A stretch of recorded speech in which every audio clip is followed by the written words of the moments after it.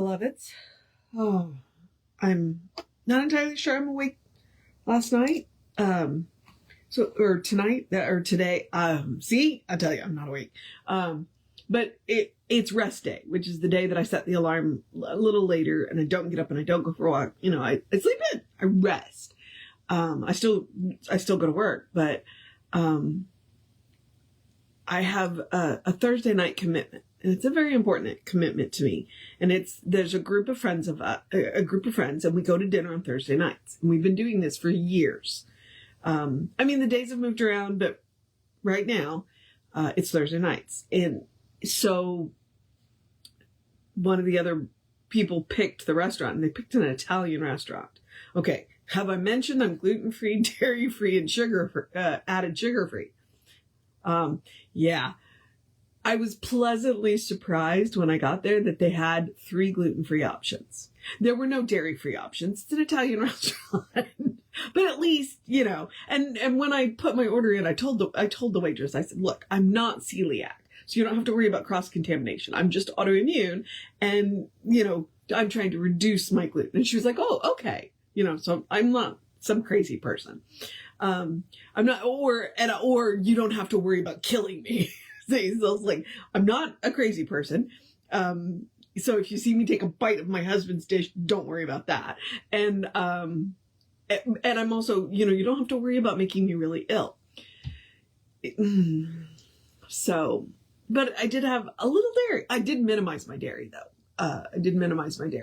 So, yeah, so I'm not awake yet. You're not awake yet. All right. So we are doing the teachings. So we are in the Science of Mind text. We are in part 5. We are doing from the teaching of Jesus. And the cool thing about from the teaching of Jesus is it is Ernest's interpretation of these various Bible quotes. And he did one yesterday that I have never really liked, but now I understand. And so it's been very enlightening. And I think that's kind of the point of, there's a whole lot of it. So if we take the Bible out of context, and you watch people do it all the time. You watch people take the Bible out of context all of the time. And they weaponize it. And so what I appreciate about doing this, and there's a couple of biblical scholars that I follow on social media, what they do is, one, they put it back in context. And they were like, yeah, see, here's why your interpretation is wrong. Because you've taken it out of context. The other thing is, what I appreciate about Ernest doing is that Ernest is reminding us these are metaphors, okay? And how do we apply them to our own lives? And I think that's one of the most important things about the Bible, okay? You want to remember that it is a collection of books. It is not a book. It is actually a library of books that started as oral tradition. So that's one thing you need to know. It started as an oral tradition, and it wasn't written down for, you know, several thousand years of oral tradition. And then they decided to write it down. And it's been translated a number of times. And so that's something else you want to be aware of, because translators get it wrong. But a huge important thing about the Bible is how you apply it to your own life, all right? Not how you apply it to anybody else's life. And that's where you are going to get the most out of that book, or that library, as I like to call it, the library. I would say, God rest his soul, Reverend Norm, but trust me, after having several classes with Reverend Norm, I know Reverend Norm is not resting. I know Reverend Norm is off on his new adventure. So point being, you know, Reverend Norm, that's what he said. He said, look at the Bible like a library. So, but it's not how we apply it to other people. You want to get the most out of the Bible, then you read the Bible and you apply it to your life. Not anybody else's. It's just like your relationship with God is between you and God, you and spirit, you and the divine. It has nothing to do with anybody else. That's why nobody has the right to tell you what kind of relationship you have with the divine. You know, it's between. And so Your relationship with the Bible is between you and the Bible. And how you use the Bible is you apply it to your own life. And you leave everybody else alone about the Bible. And honestly, if people would do that, one, we'd get along a whole lot better. And two, there are a whole lot of people who would have a whole lot less to be offended about. But, that's just me stepping on my soapbox. So that is the strength of the Bible. Apply it to your own life. Make yourself the character in every story and make yourself every character in the story and see how you'd react and how you'd respond and what you would do. All right. Okay. So we are starting on 452, on with the pearl of great price. Okay. Now this is a very famous one. This is from Matthew 13:45 and 46. The kingdom of heaven is likened unto a pearl of great price, for which a person will sell all that they have, that they may possess it. This, perhaps, best explains the way the illumined explains the way of the illumined. To them, the kingdom of heaven has meant everything and has been above all else. We find them going away by themselves that they may more completely enjoy this inner realization of their relationship with the whole. A divine companionship has ever attended such on the pathway of human experience. The description of the things they have seen, felt, and heard constitutes some of the most valuable lessons the world has ever learned. The only news we have of heaven has come through the consciousness of people.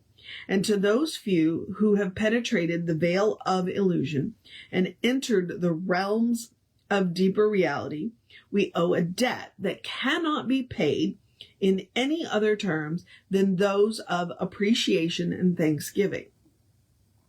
That the illumined have had experiences which the average person cannot conceive of is certain, and that anyone who wills to know truth may know it is evident to all who make the attempt. But let us not forget that the spiritual experiences are normal, natural, and rational. The illumined have always had rational intellects and well-balanced mentalities. No experience is salutary unless it be gained while in a normal state of mind.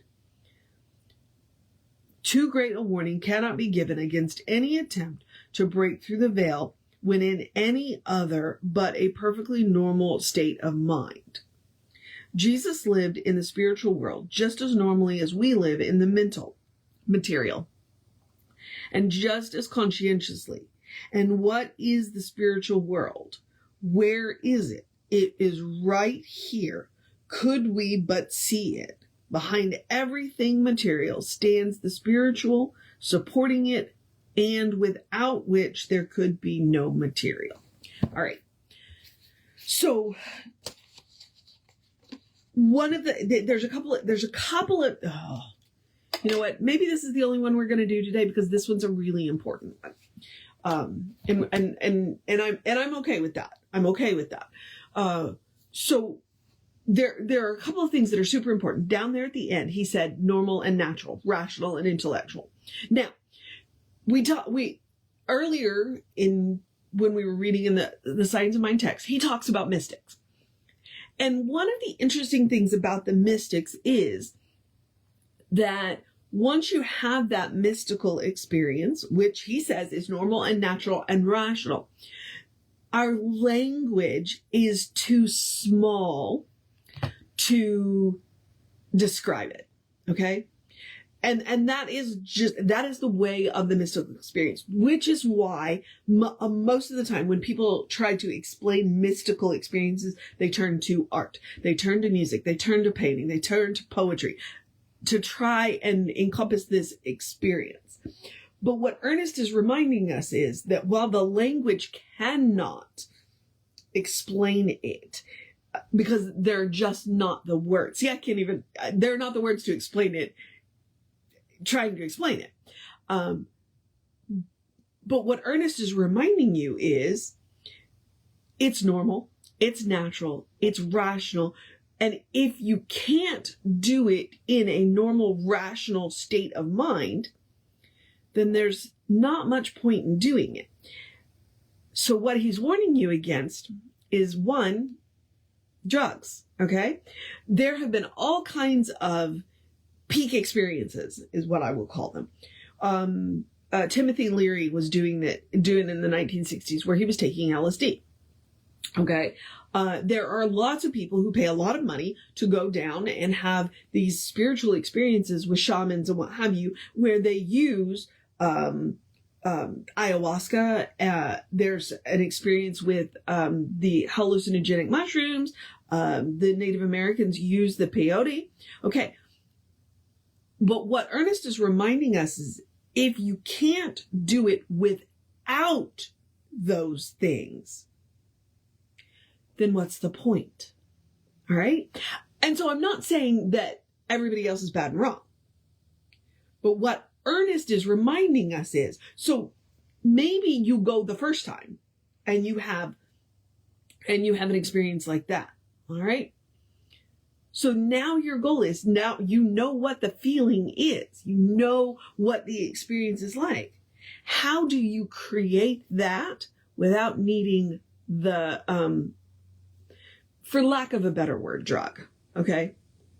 For lack of a better word, drug. It's, how do you do it without needing that herb that literally changes your brain chemistry? Because Ernest is saying that we should be able to do it without that. All right? That you can. And if you go into the Eastern meditations, they don't use any of the, they don't use any of the supplements. They do it with breath work. They do it with meditation. So that's what Ernest is reminding us. It's like, look, you, the everyday average person, can do this if they want to, but they got to be willing to do the work. All right. I have never done drugs. I have never, I have worked with a shaman on a couple of occasions, but at no time were we doing anything other than breathing and music and meditation. Okay. I have had those mystical experiences, and yes, they are extraordinarily hard to even when you're talking to people who've had those experiences, there's a lot of, yeah, because there are no words. We're trying to invent the words. Like I said, that's why we turn to art to describe our experiences. But, and I'm pretty average. So that's what Ernest is saying. It's like, look, you, the everyday average person, can have these experiences. And then when we go back to that Bible quote, the pearl of great price, have you ever wondered that a lot of the ministers, a lot of the really good ministers who are doing this work, we're all introverts. Why are we introverts?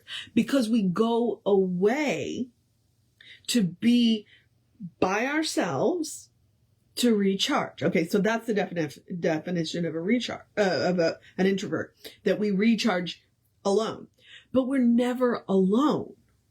Okay? Because we know that we're in the divine presence. What we do when we go away is we go to seek a more full connection with the divine, that unity. So that pearl of great price. So one of the things, if we're going to sell everything we have to chase that,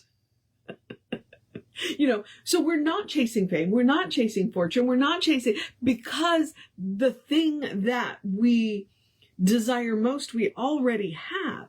And what we do is whatever it takes to deepen and strengthen that connection.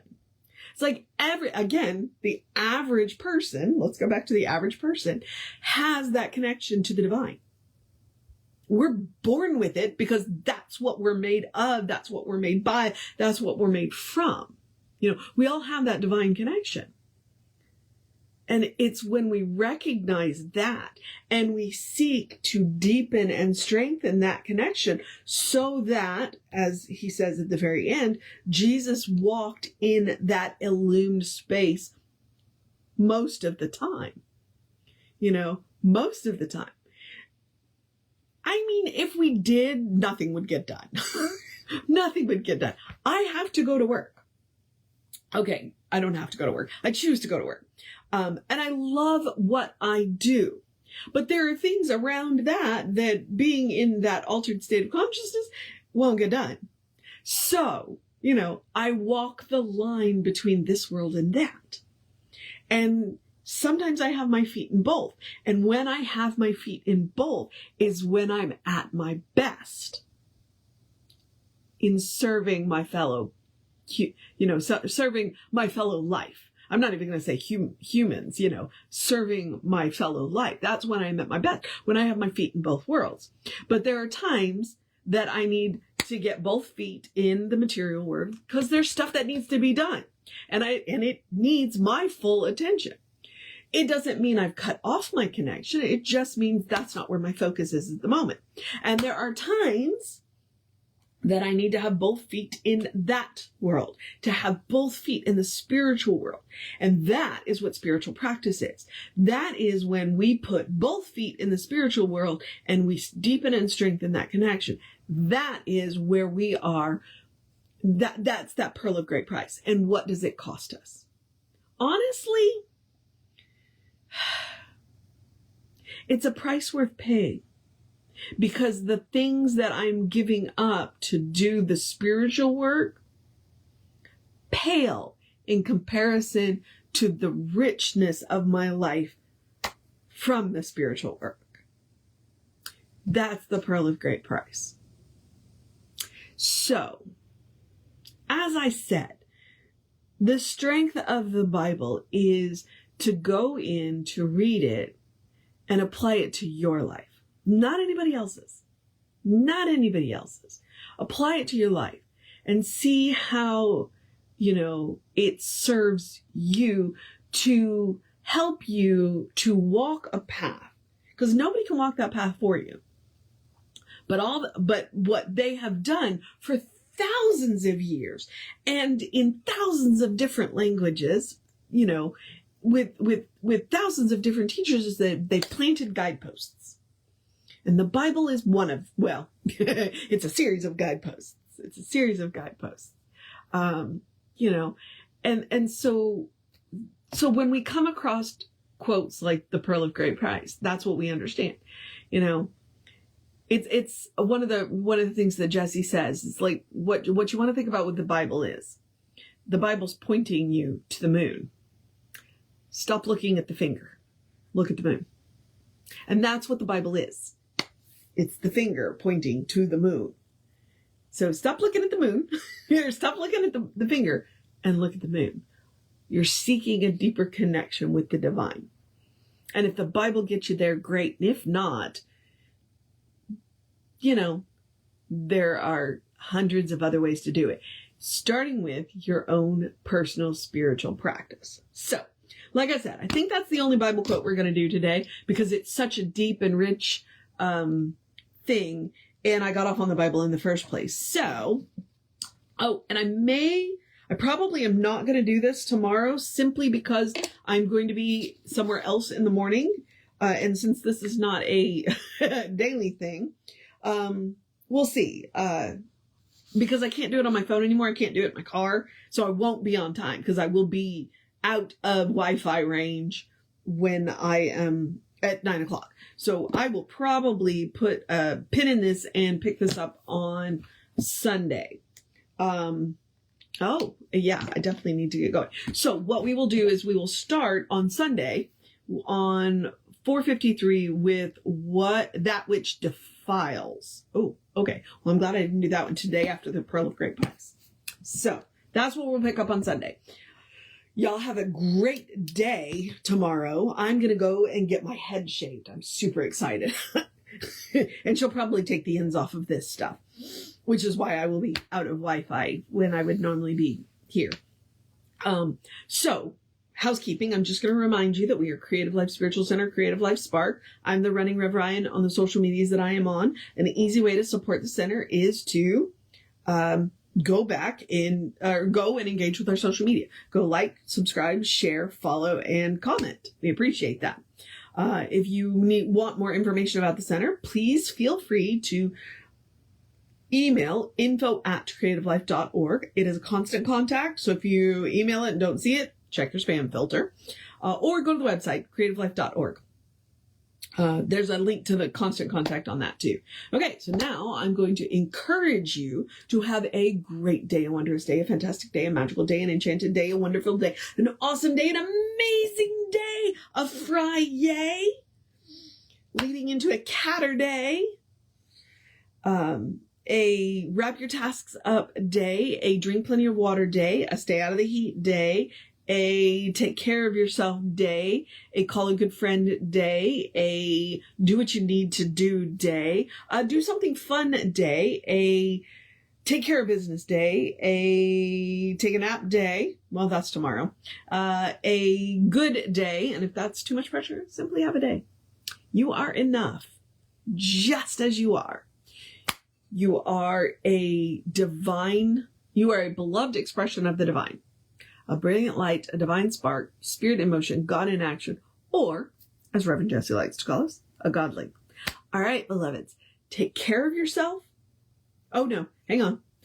Reverend David will be on around 5 p.m. with you. Like I said, I'm taking tomorrow off, so I will get back with you on Sunday, and then we will have a Sunday service for you, so that'll be really cool, because, yeah, I don't know what I was about to say there, so, oh well. Take care of yourself, know that you are loved, and I will see you next time.